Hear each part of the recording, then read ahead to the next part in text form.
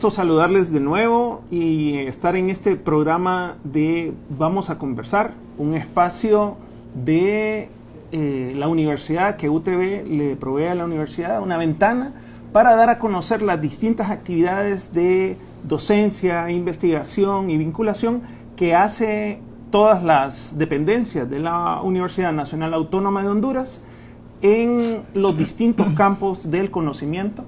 Y el día de hoy, pues, vamos a conversar y UTV nos presta este espacio para compartir y hablar en torno a las actividades que hace la Escuela de Ciencias Psicológicas de la Facultad de Ciencias Sociales de nuestra universidad. En Ciudad Universitaria tenemos para los próximos meses la visita y la compañía del doctor Daniel Holgado. El doctor Daniel Holgado es docente de la Universidad de Sevilla, en España, y también trabaja con el Laboratorio de Redes Personales y Comunitarias, un grupo de investigación de esa universidad. Y también el día de hoy nos acompaña el máster Gerson Cárcamo, docente de la Escuela de Ciencias Psicológicas de esta universidad, y también un psicólogo que ha trabajado en los campos de psicología social y defensa de derechos humanos. Ha trabajado con niños y con jóvenes en defensoría y en protección a poblaciones vulnerables. Es un gusto estar aquí con ustedes y qué bueno poder compartir. Bien, el día de hoy queremos hablar en torno al rol del psicólogo social en los entornos a nivel internacional, desde sus experiencias y, Gerson, desde tu experiencia aquí a nivel nacional. Entonces, en primer lugar, bueno, les doy la bienvenida y sí me gustaría que me contaran un poco más, que me ampliaran un poco cada uno de sus labores, qué es lo que han hecho antes de que iniciemos. Doctor. Muy bien, pues en el grupo de investigación al que pertenezco, pues realizamos fundamentalmente tareas de investigación y de intervención.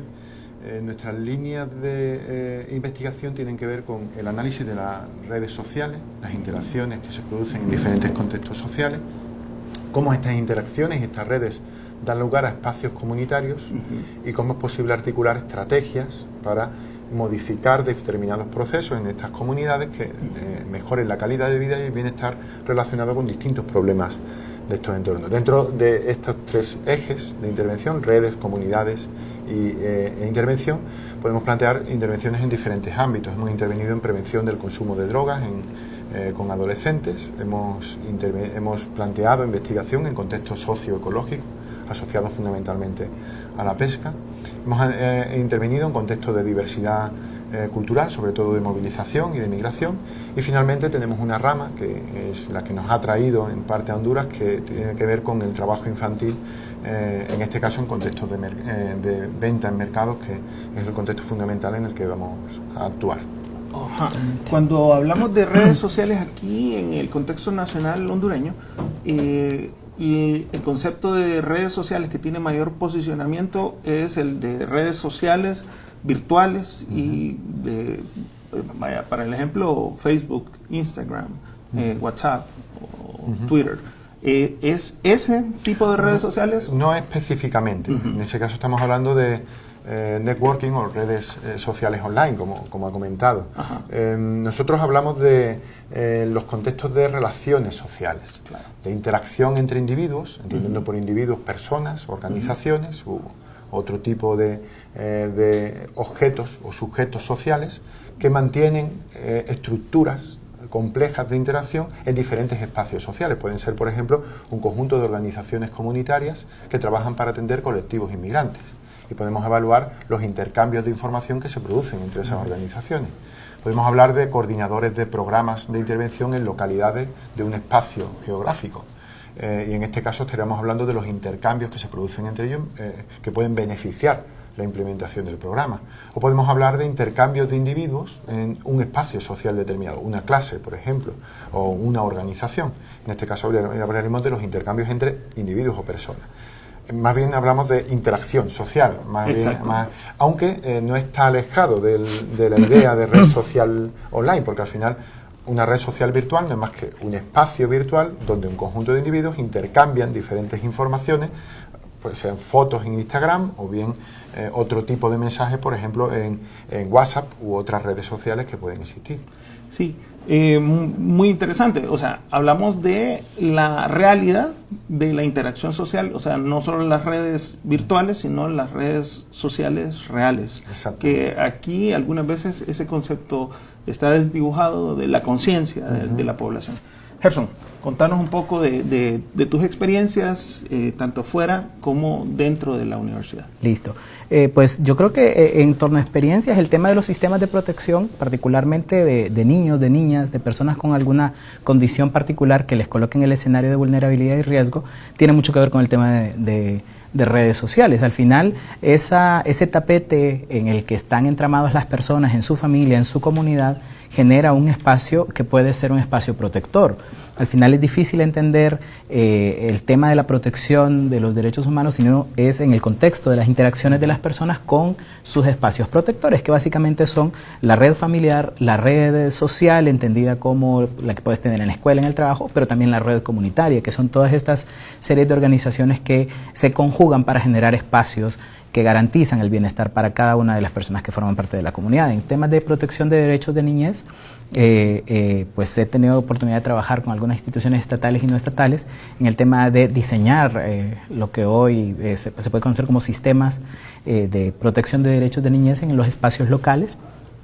Un poco el tema de los protocolos, porque al final estas redes, entendidas como sistemas, tienen una función esencial en el escenario de la defensa de los derechos humanos. Son redes que previenen, generan escenarios de ejercicio de derechos que previenen vulneraciones o violaciones a derechos humanos, identifican situaciones violatorias de derechos humanos, atienden, es decir, ponen al servicio de las personas servicios iniciales, derivan y al final estas redes también tienen un papel importante en la restitución de los derechos. Es decir, retomar condiciones previas a las situaciones que quebrantaron el ejercicio de los derechos. Entonces, aunque el tema de derechos humanos es visto desde otra óptica, tiene una cercanía muy íntima con el tema de redes. Al final, la protección de los derechos humanos no puede ser entendida al margen de las redes, tanto personales como comunitarias y sociales de las personas en sus comunidades. Ok, muy bien. Doctor Daniel, sí.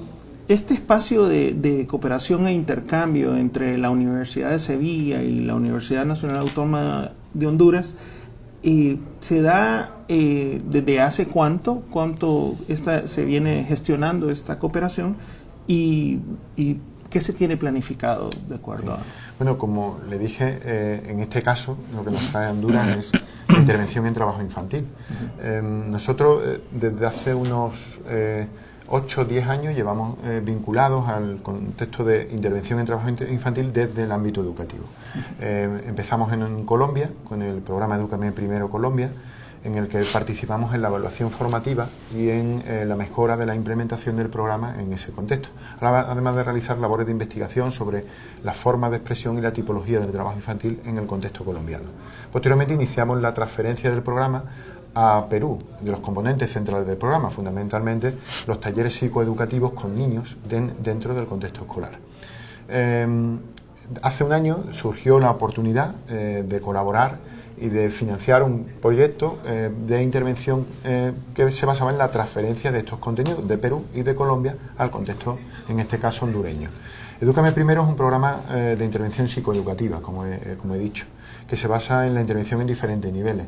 Son los espacios para crecer, que son talleres de intervención con niños trabajadores o en riesgo de trabajar, en el que se trabajan fundamentalmente competencias socioemocionales que tienen doble objetivo. Por una parte, prevenir o erradicar la dedicación del niño a actividades laborales, por otra parte, amortiguar los efectos negativos que el trabajo infantil tiene sobre su desarrollo social, educativo y emocional. Por otro lado, tiene una intervención a nivel organizativo. La idea es que el programa se integre en el contexto educativo y sirva como recurso a todos los agentes del contexto para disponer de un espacio en el que puedan obtener información, apoyo, etcétera, para diferentes necesidades que se le planteen. Y finalmente tiene una actuación a nivel comunitario. La idea es que la familia se implique en el centro educativo y que en el contexto del programa participen otros actores del contexto comunitario. Esto facilita en primer lugar la preparación para la intervención y en segundo lugar logra, en cierto modo, o facilita la continuidad del programa a medio y largo plazo, la autosostenibilidad del programa. El programa tiene 4 componentes fundamentales. Son, como le he mencionado antes, los espacios para crecer, que son esos talleres psicoeducativos con niños dentro del contexto escolar, con un componente lúdico y desarrollados en espacios seguros, normalmente en la jornada alternativa, en el espacio alternativo, en el horario alternativo al horario escolar. En segundo lugar, escuelas de padres y talleres con docentes, que plantea, en cierto modo, la creación de espacios reforzadores de los contenidos que se enseñan en los espacios para crecer. En tercer lugar, un componente de atención psicopedagógica o intervención en crisis a demandas de la familia, de modo que el programa se convierta, como he dicho, en un recurso para las familias y para el centro. Y finalmente, un componente de dinamización comunitaria, de sensibilización sobre qué es el trabajo infantil y cuál es la repercusión que el trabajo infantil tiene sobre los niños. Y en segundo lugar, como he dicho, de implicación de esos agentes comunitarios en el contexto del programa. En este contexto, pues nuestra idea o lo que nos plantea es que nos han financiado por parte de la Oficina de Cooperación al Desarrollo de la Universidad de Sevilla un programa para, en colaboración con la Universidad Nacional Autónoma de Honduras, implementar este programa en 4 centros educativos, 3 centros educativos del Mercado Zonal Belén y un centro educativo del Crematorio, todos en el Distrito Central. En él participarán practicantes de 800 horas de la carrera de psicología, por un lado, y por otro lado voluntarios y voluntarias que vendrán desde España para conformar equipos mixtos de intervención en los centros educativos. La idea es formar equipos multidisciplinares con competencias psicopedagógicas que puedan intervenir de forma integral en los centros educativos. En este caso, la colaboración con la UNAD es muy importante porque el conocimiento del contexto, la capacidad de contactar con los centros, de seleccionar a los niños, es fundamental que sea realizada por alguien que conoce ese contexto. Y para nosotros, que ponemos a disposición esa experiencia previa que tenemos en el programa, es fundamental con alguien que conozca el contexto sobre el que se va a implementar. Primero, para esa selección de los niños y, en segundo lugar, para poder ajustar los contenidos a las peculiaridades de esos contextos en los que intervendremos. Excelente. Y tengo entendido que ustedes ya tienen ya unas horas, o desde ayer tuvieron unas experiencias de contextualización que pudieron ver. Gerson, contarnos sobre eso. En efecto, todo el proceso de preparación previo a la intervención ha tenido como objetivo poder hacer algunas inmersiones en el terreno, no solo en el terreno donde va a ser la intervención directamente, sino en otros contextos que también son vulnerables o donde ya hay antecedentes de trabajo infantil, para que desde la experiencia del doctor y desde la experiencia nuestra podamos ver otros espacios de intervención potenciales. La primera visita fue justamente a la zona de los mercados, a la zona del Mercado Zonal Belén y los centros educativos que están insertos en esta zona, para conocer un poco la dinámica de los alumnos, empaparnos un poco sobre cómo realmente el hecho de que los chicos y las chicas trabajen después de su jornada escolar tiene una implicación importante. Las primeras visitas de inmersión que tuvimos, en las cuales pudimos recabar alguna información dura, ya daban cuenta de cómo hay una baja importante de matrícula a medida que avanzan en los grados escolares los chicos. Hay escuelas en las que tenés 45 niños en primer grado, pero ya cuando llegas a sexto grado tenés una matrícula de 15. O sea, realmente esta situación de los niños involucrados en actividades productivas, en comercio informal, va exigiéndoles más tiempo de la escuela para dedicarse a los negocios, entonces vas viendo cómo se reduce la curva de matrícula hacia pocos niños en los grados más avanzados. Otro de los fenómenos importantes que nos permitió conocer la visita inicial fue el tema de los niños y las competencias que van desarrollando, que son reforzadas por la situación de trabajo. Tenemos un contexto de escuelas en las cuales las habilidades matemáticas son más desarrolladas en los niños que realizan labores que tienen que ver con el tema de manejo de dinero, de contar productos, etcétera. Sin embargo, hay un déficit interesante en habilidades sociolingüísticas, es decir, el trabajo al que ellos se involucran en jornada posterior sí afecta en buen sentido algunas de las competencias, particularmente las matemáticas, pero hay otras que son las que están, digamos, desarrolladas en menor medida y que son también un efecto de esto.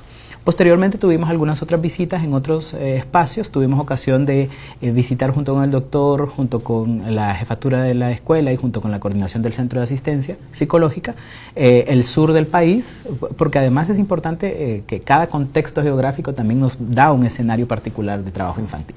En el sur del país tuvimos ocasión de visitar la zona de los manglares, estuvimos manglar dentro, para conocer un poco cómo es la dinámica de la recolección de curiles, por ejemplo, que tiene una dinámica interesantísima de participación de niños desde muy temprana edad, no solo en el trabajo que es por sí trabajo infantil, sino con condiciones agregadas que lo hacen incluso un trabajo peligroso por condiciones. Me refiero a esto de que los niños desde los 4 años pueden iniciar la recolecta de curiles en condiciones que pueden afectar su salud física. O sea, no solo son las condiciones en las que te insertas en el manglar, sino que además uno de los testimonios que más nos llamaba la atención es niños que para poder protegerse de las picadas de zancudos tienen que andar con un puro en la boca para generar humo.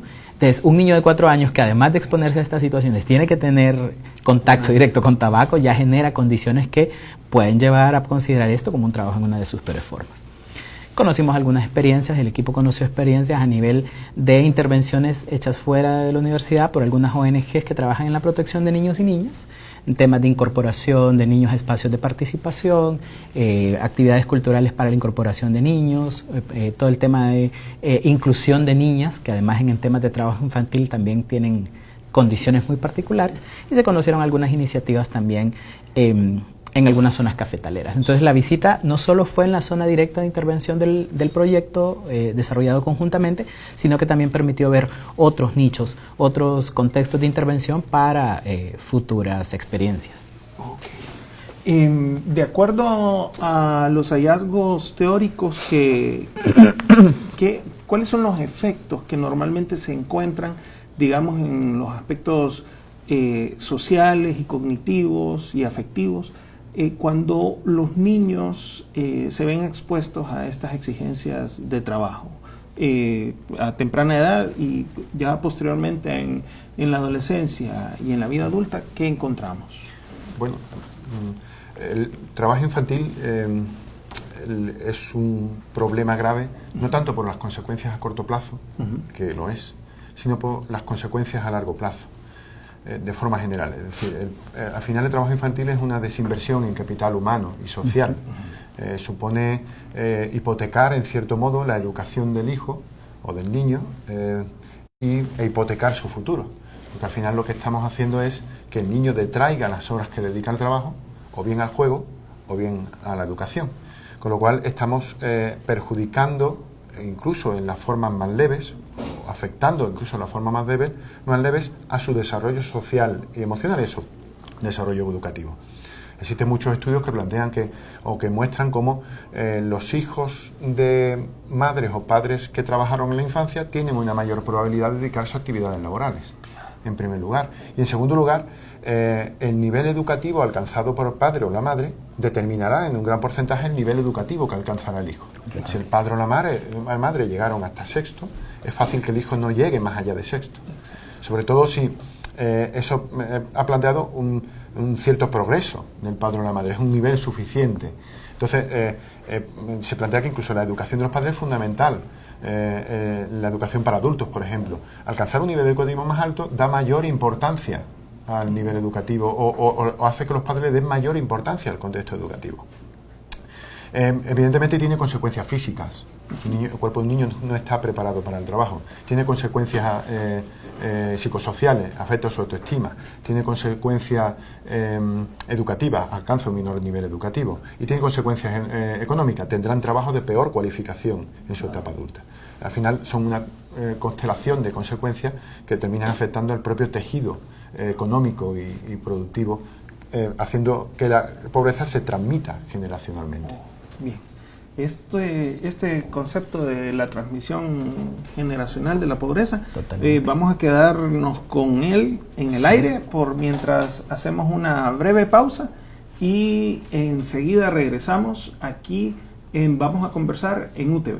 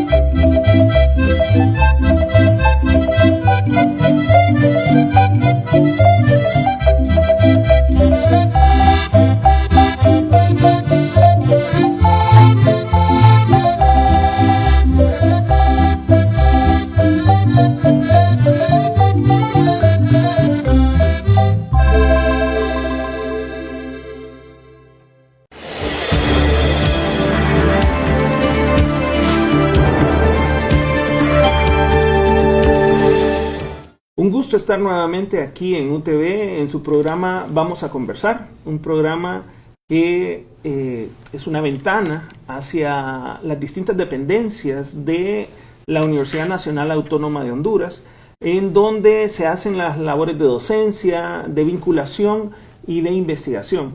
Les comentaba en el segmento anterior y ya pudieron ver ustedes que tenemos la compañía del doctor Daniel Holgado de la Universidad de Sevilla y del máster Gerson Cárcamo, docente de la Escuela de Ciencias Psicológicas de la Universidad Nacional Autónoma de Honduras.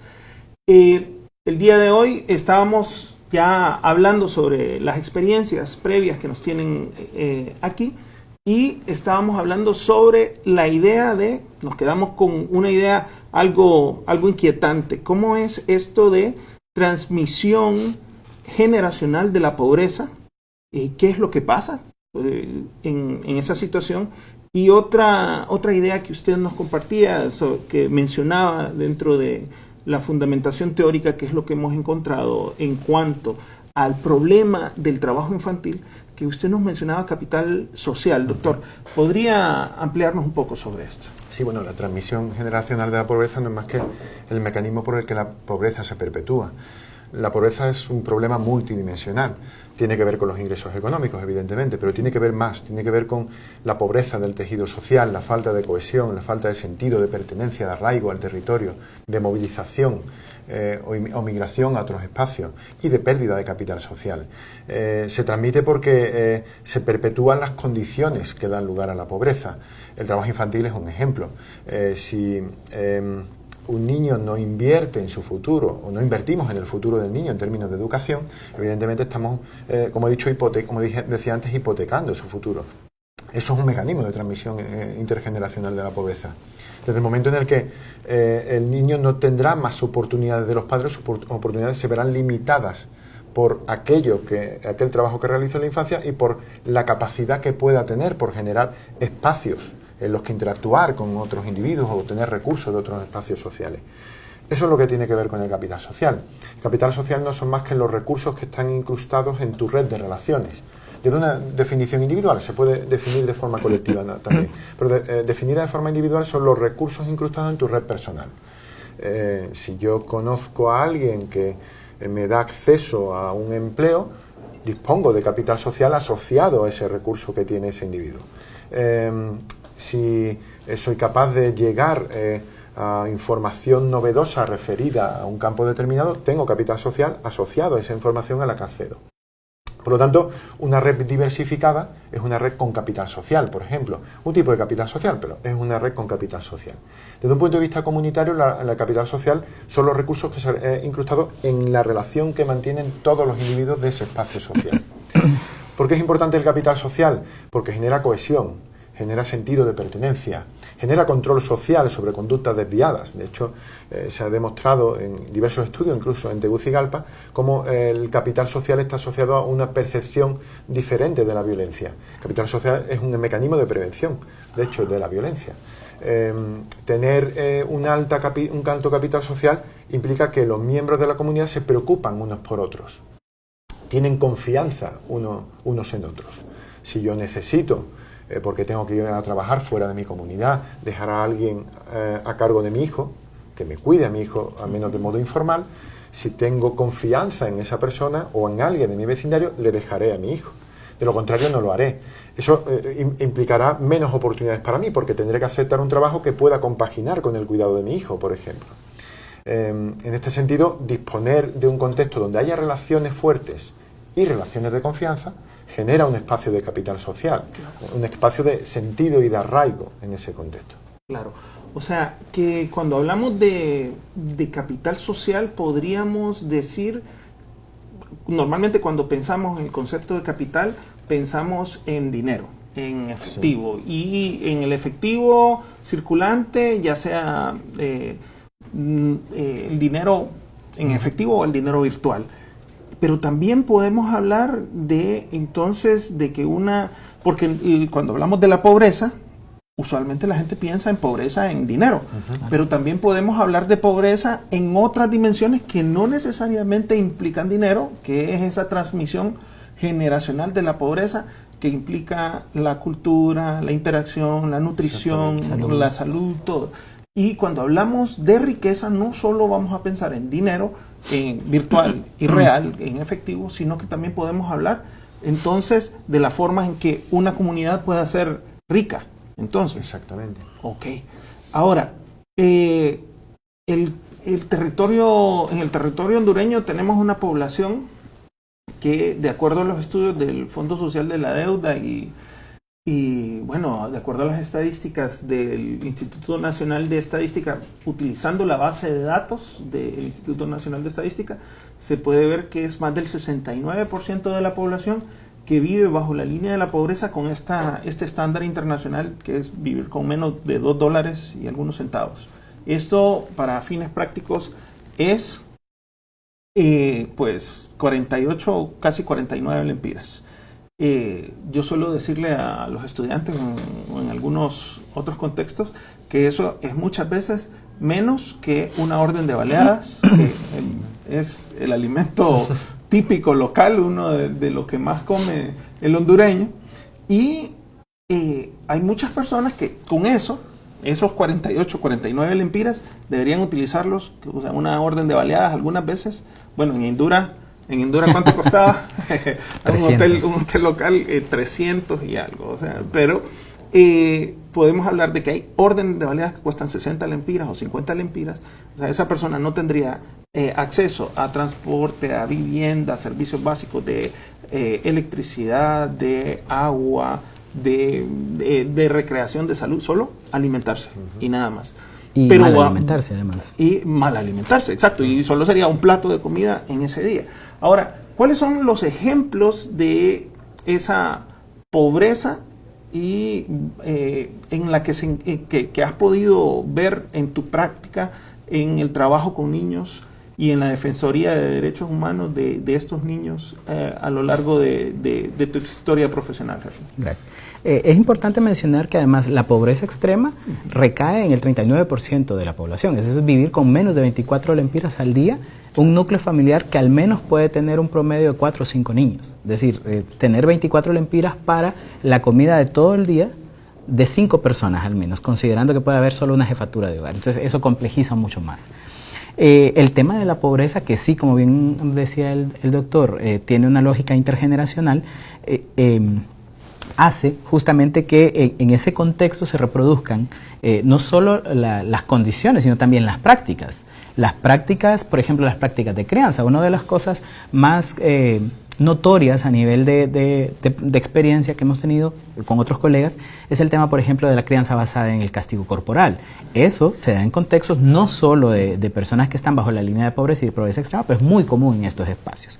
El tema del acceso no solo a los servicios básicos, como mencionabas, que tiene que ver con agua, saneamiento y que consecuentemente afectan la salud, sino también de los servicios esenciales de salud, de educación, de recreación, de acceso a recursos y medios productivos que van estrechando y van cristalizando aún más esa condición que trasladas. Entonces, ahí el tema de la importancia de los niños en el sistema educativo como un parteaguas para romper esa transmisión intergeneracional de la pobreza, pero además para darles a ellos elementos no de protección, de autoprotección, porque la protección de los niños es una responsabilidad de los adultos, sino de prácticas de autocuidado y de detección para que ellos mismos puedan evidenciar qué situaciones o qué prácticas ponen en precario algunos de sus derechos, que al final la conculcación de un derecho inevitablemente lleva a la conculcación de otros. ¿Cuáles son las prácticas? Primero el tema del trabajo infantil. En Honduras ha existido siempre la percepción errada o sesgada de que el niño que va a la escuela por la mañana y que trabaja por la tarde no hace trabajo infantil. Y eso fue muchas de las cosas que motivaron la observación general número 1 del Comité de Derechos del Niño sobre el derecho a la educación. El derecho a la educación es mucho más que las horas, las actividades y la presencia de los niños en el espacio escolar. Conlleva actividades de consulta, de tarea, de juego educativo, de juego recreativo que se desarrollan en la jornada contraria. Entonces, el restar ese tiempo de la dinámica diaria de un niño o de una niña restringe su derecho a la educación. Las prácticas de intervención destinadas a niños deben siempre ponderar el tema reeducativo, siempre la incorporación de los niños a los espacios educativos. El tema de la crianza basada en el castigo corporal frente a la crianza basada en el afecto también tiene que ver con los contextos de pobreza. Es decir, el trabajo infantil no solo restringe el tema de la incorporación y permanencia de los niños en el espacio educativo, sino que abre la puerta para otras vulneraciones. Desde las más concretas, que puede ser que un niño que trabaja en condición de calle pueda ser atropellado por un vehículo, hasta que pueda ser captado por una red de trata de personas. Es decir, el trabajo infantil marca una coyuntura desde la cual pueden ramificarse cualquier cantidad de situaciones que van a vulnerar uno o más derechos de los niños y las niñas. Entonces nos encontramos niños en condición de calle trabajando en altas horas de la noche expuestos a personas que pueden consumir drogas. Es decir, abrís una brecha para que los niños entren en contacto con la droga, bien como facilitadores para el traslado de droga o como consumidores. Abrís la puerta para que los niños o las niñas puedan ser víctimas de cualquier manifestación de agresión sexual, incluyendo el abuso sexual infantil, que es más silente. Abrís para la explotación doméstica, para la explotación laboral, para condiciones que afectan su salud directa, ¿sí? Entonces, el trabajo infantil es una coyuntura que ramifica una gran cantidad de situaciones que no solo restringen el abanico de posibilidades de los niños, sino que atentan contra su condición inmediata como sujetos de derechos. Entonces, es grave. O sea, ¿qué contexto nos encontramos en algunos, y aquí hicimos una experiencia interesante, en algunos contextos? Una vez hicimos una intervención con otros colegas en un supermercado famoso, cuyo nombre voy a obviar por razones evidentes, en los que los niños que te están colocando lo que compras en las bolsas no reciben un pago. O sea, no solo es explotación, niños trabajando, sino que no tienen una. O sea, ellos están expuestos a lo que tu buena voluntad te genera para darles. Entonces, el hecho de que un supermercado aperture estos espacios porque te dice, pero es que no es nada malo, están facultando eso, ¿sí? El otro es el tema de, en algunas manifestaciones del trabajo infantil, es también la percepción de la familia. O sea, hay una percepción de la familia de que es 1000 veces mejor incorporar al niño al trabajo que colocarlo en una posición de vulneración para que se haga integrante de algunos grupos organizados, etc. Hay una percepción que faculta el trabajo infantil y en cierta medida busca legitimarlo, cuando realmente si pusiéramos en una balanza los pros y los contras, los pros van a pesar siempre mucho más. Los niños y las niñas deben estar en sus espacios protectores, que son su familia y son su escuela. No debemos olvidar que la escuela tiene una función, si bien es cierto formativa, pero sobre todo una función de guarda. Esa función de guarda es importante y por eso nos interesa que los niños y las niñas permanezcan en la escuela, no solo por la bondad del aprendizaje, sino también porque son espacios de protección para ellos y ellas. Y entonces rompemos también esa mecánica de la vulneración que inevitablemente conlleva de una vulneración a otra. ¿Sí? Doctor Holgado, cuando nosotros pensamos en un psicólogo social, en el contexto hondureño puede venir mucho la idea de estos, que yo diría, desde mi marco de referencia personal, rockstars de la psicología social, que podría venir a la cabeza tal vez Elizabeth Lira, Marta Heckner, que recientemente murió, también Ignacio Martín Baró, por supuesto, y actualmente desde la UCR Ignacio Dobles Oropesa, por ejemplo, que hacen mucho trabajo social, mucha investigación desde la academia, y escriben mucho. Ahora, ya hay muchísimos psicólogos sociales en toda Latinoamérica y en España. Yo me hago la pregunta, desde el punto de vista epistemológico, ¿cuál es el papel que ha jugado y que debería jugar, digamos, la academia y todavía en los docentes en la formación, que tal vez en algunos países ha sido más fuerte la idea estadounidense de los libros de texto que nos vienen de ellos, de su visión social e incluso política, y luego cómo se lleva esto a la práctica, al campo, y cuál es la labor, bueno, social e incluso política del psicólogo social y comunitario. Muy bien. En primer lugar, estoy de acuerdo con todo lo que ha planteado. Ahí quería rescatar a un autor, un psicólogo social clásico de los años 50, que es Carl Lewin. Carl Lewin, entre otras muchas aportaciones que realizó a la psicología y a la psicología en general, fue el ciclo de investigación-acción. Él planteaba que algunas de sus citas, de hecho, van en ese sentido. Decía que la ciencia que solo produce libros no sirve de nada, no hay nada más práctico que una buena teoría. Él lo que planteaba es que la investigación y la acción tenían que ser parte de un mismo ciclo. La investigación debe tener una orientación aplicada en su generación de conocimiento, es decir, debe plantear que los recursos y los conocimientos científicos deben valer para el cambio social, y el cambio social debe ser un contexto de generación de conocimiento sobre ese contexto social. Podemos plantear, por ejemplo, la prevención del consumo de drogas. Yo puedo estudiar cuáles son las causas que generan el inicio al consumo de drogas en jóvenes y adolescentes. Yo puedo saber cuáles son los mecanismos de dependencia fisiológicos que hacen que una persona se convierta en drogodependiente. Incluso puedo saber cuáles son los espacios sociales que fomentan o promueven el consumo de drogas, incluso los valores sociales y culturales vinculados al consumo de drogas, alcohol, tabaco u otro tipo. Este conocimiento me puede permitir generar programas o estrategias de intervención. Ese es el salto, la brecha del conocimiento teórico al contexto donde se aplica ese conocimiento. Pero además, aplicar un programa en ese contexto puede hacer que ese conocimiento sobre las causas cambie en cierta medida. Desde el momento en el que yo intervengo en el contexto, puedo aprender sobre cómo son los mecanismos, por ejemplo, de modelado, de aprender el comportamiento o de aprender por aprendizaje social. Carl Lewin lo que planteaba es que eso forma parte de un ciclo, y donde la investigación y la acción no es que sean dos contextos separados que haya que conectar, sino que en cierto modo forman parte del mismo proceso de generación de conocimiento y de cambio social. En este contexto donde el psicólogo social y el psicólogo comunitario debe tener un papel clave. En cierto modo, decía un profesor que yo tenía que toda la psicología es psicología social, porque una psicología individualista, curativa, realmente tiene poco futuro. Al final el individuo se inserta en un contexto social, que es el que determina parte de su comportamiento. No existe, como decía Tafel, que no existe en la conducta en el vacío social. Claro. Todos tenemos interiorizado una sociedad, una cultura, unos valores, unos principios, unas creencias, que determinan, en cierto modo, nuestro comportamiento. Por lo tanto, toda la psicología, cualquier psicología, debe tener en cierto modo presente el contexto en el que se produce el comportamiento del individuo. Y en este sentido es cierto que desde el contexto, sobre todo anglosajón, se ha promovido una psicología en cierto modo individualista, que ha cambiado con el tiempo.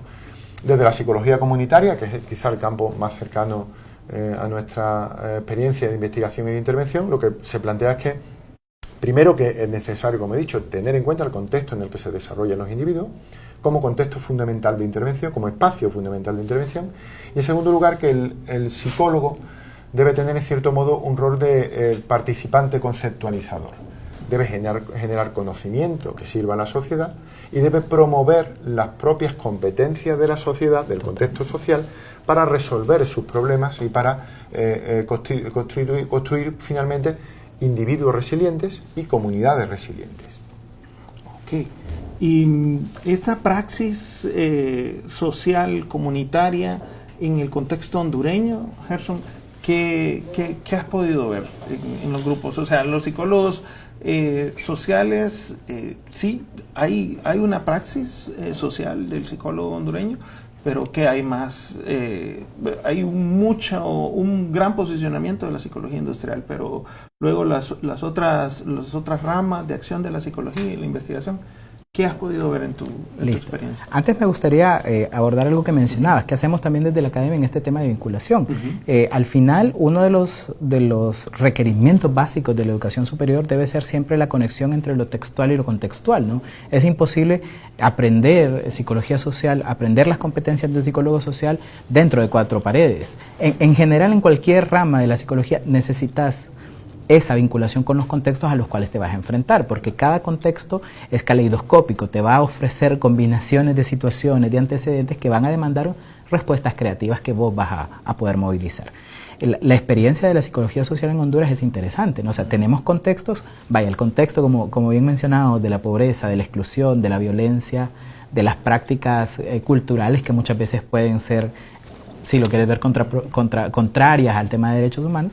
Entonces hace que haya una demanda particular del rol del psicólogo y la psicóloga social en justamente la identificación, la gestión, la detonación de las capacidades que ya pueden existir a nivel comunitario para generar el propio desarrollo. Es decir, el psicólogo, la psicóloga social no es el salvador, no es la salvadora, no tiene todas las respuestas. Claro. Las respuestas las tiene la comunidad, porque es quien ha vivido la situación por largo tiempo, es quien conoce cómo hay conectores entre una y otra situación que han llevado a la situación actual, y entonces el rol nuestro es, por supuesto, tener esa capacidad de inmersión, esa capacidad de poder identificar el contexto, de poder entender el contexto, pero sobre todo yo sí lo veo como una entidad, por decirlo de alguna manera, detonante de todos aquellos recursos y todas aquellas capacidades que la comunidad tiene ya instaladas o que potencialmente pueden desarrollar para lograr no solo acciones paliativas.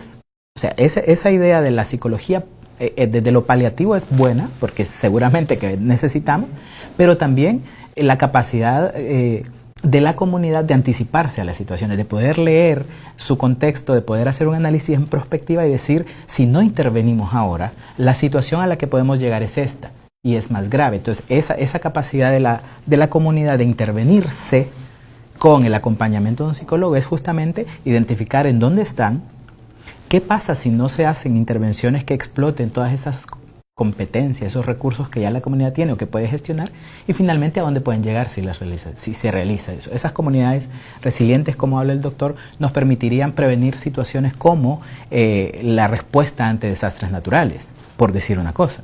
El tema frente al desplazamiento forzado por la violencia, esa es otra situación que también, o sea, las comunidades tienen las respuestas, pero quien detona, quien encamina, quien facilita la búsqueda de respuestas y la activación de recursos y capacidades, entonces ahí, junto con otros profesionales, por supuesto, es el psicólogo y la psicóloga social.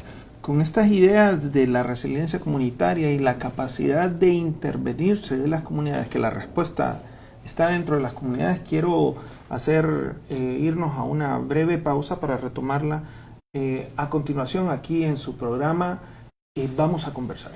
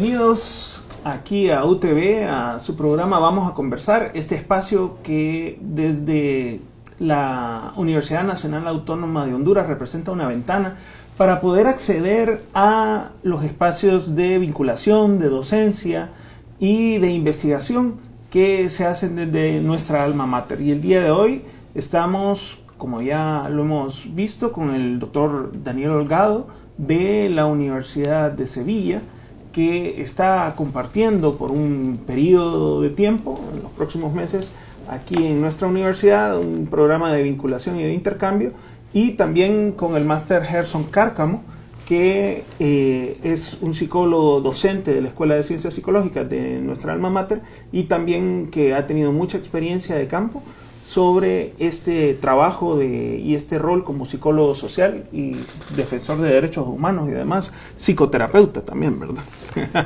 Entonces esa vinculación de esa vivencia diversa de la psicología. Y hablando sobre esa situación, ya he querido mencionar, hablábamos sobre resiliencia y la capacidad que tienen las comunidades para curarse. O sea, ¿qué hace el psicólogo entonces? ¿Qué hace el psicólogo social comunitario? ¿Y qué carga qué destrezas, qué competencias necesita? Y el psicólogo social comunitario es quien sale y hace tomas de carreteras, no sé, toma un altavoz y hace pancartas. ¿O qué debe hacer el psicólogo social comunitario? No sé. Bueno, hablaba antes del ciclo de investigación-acción de Levin. Esa sería como la lógica de la efectividad de la intervención, la aplicación de los contenidos teóricos que se aplican en el contexto social. Pero para que un programa sea efectivo hace falta algo más. Evidentemente el papel del psicólogo, su capacitación, sus habilidades de diseño, de acción o habilidades sociales y valores relacionados con la intervención son fundamentales. Pero no solamente eso, hace falta que el contexto social esté preparado para la intervención, que conozca el problema que le afecta, como decía el compañero Gerson. Es fundamental que el contexto social, el contexto comunitario sea conocedor de los problemas que le afectan, de los recursos que tiene para hacer frente a ese problema. Sí, en definitiva, que esté preparado para el cambio social. Y además hace falta estrategias que permitan que los conocimientos, como decíamos anteriormente, que se generan en el contexto comunitario, en el contexto universitario, se puedan trasladar o se puedan transferir al contexto social. En este ámbito, el papel del psicólogo social o del psicólogo comunitario es fundamental, porque tiene que ser primero un facilitador de esa preparación comunitaria, como decía antes también el compañero Gerson, y además debe ser capaz de articular estrategias de movilización comunitaria. En este sentido, puede ser importante que el contacto con el contexto comunitario, también los instrumentos de evaluación de necesidades y evaluación de programas, esos valores fundamentales que se deben poner en práctica. Y en definitiva, debe ser alguien que pueda ser un miembro más de la comunidad, pero con cierta capacidad de liderazgo que le permita hacer que esa comunidad se convierta finalmente, como decimos, en una comunidad resiliente. Una psicóloga social de los años 30, Marilla Joda, decía que la única intervención en salud mental es promover la salud mental positiva. Es decir, no tanto incluso la prevención, que se centra finalmente en la intervención en los factores o en la reducción de los factores de riesgo, sino incluso es importante promover los factores de protección. En este sentido, lograr personas que sean capaces de sobreponerse a las adversidades que se le presentan en la vida es la mejor forma de construir personas que sean capaces de superar esos problemas y finalmente de prevenir efectivamente la aparición, por ejemplo, en este caso de la enfermedad mental. Esto de la psicología social a veces me parece que es el algoritmo más complejo en la psicología. Si hablamos de una psicología clínica donde se trata con individuos o con grupos familiares posiblemente pequeños, si hablamos de una psicología industrial donde se trabaja con un grupo empresarial, en la mayoría de los casos, Si hablamos incluso con psicología educativa, que podemos hablar de centros escolares, pero cuando hablamos de una psicología social, estamos trabajando con grupos sociales más amplios y con comunidades más complejas, donde incluso a veces hay grupos familiares, hay empresas, hay personas de distintas clases sociales, y se trabaja con toda una comunidad. ¿Qué destrezas necesita el psicólogo y qué hace el psicólogo para fomentar? ¿Qué técnicas puede poner en práctica para fomentar esa capacidad de resiliencia de la comunidad y de fomento de los factores de protección en sí misma? Correcto. El tema del abordaje de la psicología social sí es asombrilla todas estas intervenciones que tú mencionabas a nivel individual, a nivel educativo, a nivel empresarial, organizacional, que son importantes. No hay, creo yo, ninguna preeminencia de ninguna rama de la psicología. Cada una marca un escenario interesante, cada una marca un escenario de intervención importante, pero la psicología social sí tiene esa capacidad de sobrever de manera panorámica los contextos comunitarios, los contextos sociales. ¿Qué destrezas? ¿Por qué el psicólogo social entonces debe formarse? ¿Y en qué debe formarse? El tema, por ejemplo, de la comprensión, más allá de todo el tema de la evolución de la psicología social, es el tema de la comprensión del comportamiento colectivo. Sí, en los temas de la identificación, de la diferenciación, de las redes. Justamente ayer hablábamos en una conversación larga con el doctor acerca de la importancia de las redes personales y sociales, por ejemplo, a nivel clínico. O sea, cómo realmente tus redes familiares, tu red social puede ser un elemento que facilite la reintegración de las personas que ya han cruzado la línea a lo patológico para tener una calidad de vida digna. O cómo las redes también pueden prevenir que desertes del sistema de salud, cómo pueden contribuir a tu adherencia, cómo las redes sociales pueden generar empresas que son respetuosas, cómo pueden generar escuelas que realmente adaptan el ciclo escolar a las necesidades de la comunidad y que no le dicen al niño que ya se fue a la corta de café que ya no puede entrar cuando regresa. Al final, todo ese contexto está sombrillado por la psicología social. Es la comunidad entendiendo su contexto, entendiendo por qué ha llegado a ese contexto, pero también cómo puede trabajar sobre el contexto. ¿Qué destrezas deberíamos en general tener todos, pero cuando hacemos alguna intervención? Por supuesto, te decía el tema de la comprensión del comportamiento colectivo, la comprensión de las redes familiares y sociales, personales y sociales, el tema de la gestión de los proyectos. O sea, la gestión de proyectos es interesante, es súper importante a la hora de poder intervenir a nivel comunitario. Es lo que te permite saber a dónde quieres llegar, cuál es la ruta de acciones que vas a encaminar para llegar a donde quieres llegar, con qué recursos cuenta esta comunidad, cuáles no, cuáles son los recursos que necesita pero que no cuenta, y si no cuenta con ellos, cómo los puede gestionar. Sobre la base de esto, entonces el psicólogo social debe también tener la capacidad de investigación. Investigar es importante, o sea, lo haces en todas las ramas, pero el tema de poder diagnosticar desde la comunidad, con la participación y el involucramiento de la comunidad, su estado actual, dónde están y cómo han llegado. O sea, al final, el tema de facultar los espacios de participación de los representantes de la comunidad en los procesos de diagnóstico, de intervención, de evaluación, generan capacidades. O sea, es una rama, perdón, es un campo amplio de capacidades. Por ejemplo, el tema de incidencia, por ejemplo, o sea, al final también tenés que entender las relaciones que existen con los aparatos de poder de la comunidad, porque existen algunos legales, otros fácticos. O sea, hacer también intervenciones comunitarias permite que puedas hacer una lectura junto con la comunidad de quién toma las decisiones.